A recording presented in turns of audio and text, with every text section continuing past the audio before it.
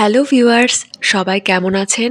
I hope সবাই ভালো আছেন। আমি জয়া। যে যাই বলুক না কেন, ভাত বা রুটি কোনোটা খেয়েই কিন্তু আমরা আমাদের ওজনটা কমাতে পারি না।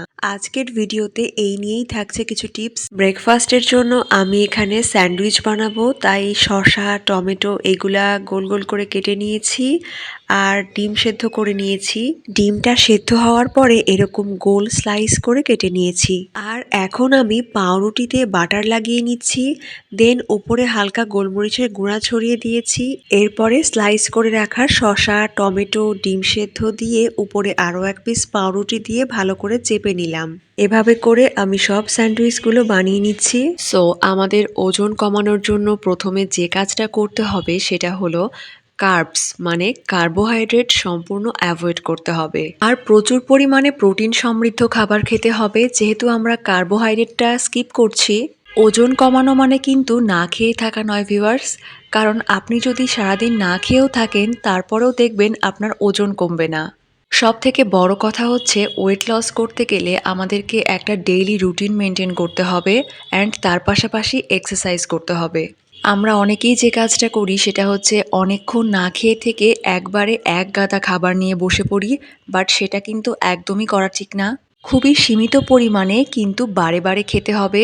ও হ্যাঁ, বেলকনির লেবু গাছটাতে 2টা লেবু ধরেছে, তাই আজকে ভাবলাম গাছের লেবু দিয়েই লেমন হানি টি বানিয়ে খাই। ব্রেকফাস্ট শেষ করে মনে হলো আপনাদেরকে দেখাই। গতকালকে আমি যে গাছ দুটো কিনেছিলাম সেগুলাকে আমি বেলকনিতে এরকম উপরে রেখেছি, যাতে করে আলো, বাতাস, রোদ সবকিছু ভালোভাবে লাগে গাছের গায়ে। তো আজকে একটু সময় সুযোগ হয়েছে, সো ফাইনালি ভাবলাম আমার মেকআপ ব্রাশ অ্যান্ড ব্লেন্ডারগুলা একটু সুন্দর করে ক্লিন করে নেই। ভিডিওটি ভালো লাগলে লাইক, কমেন্ট এবং চ্যানেলটি সাবস্ক্রাইব করতে ভুলবেন না। এইগুলা আমি একটু হ্যান্ড ওয়াশ দিয়ে জলের মধ্যে প্রায় 1.5 থেকে 2 ঘন্টার মতো ভিজিয়ে রেখেছিলাম। এবার আমি পরিষ্কার জল দিয়ে এগুলোকে ধুয়ে নিচ্ছি। আর আজকে দুপুরে আমি একটা স্পেশাল আইটেম করব, যেটা আমার মনে হয় প্রত্যেকটা বাঙালি খেতে ভীষণ পছন্দ করে। সেটা হলো লাউ চিংড়ি।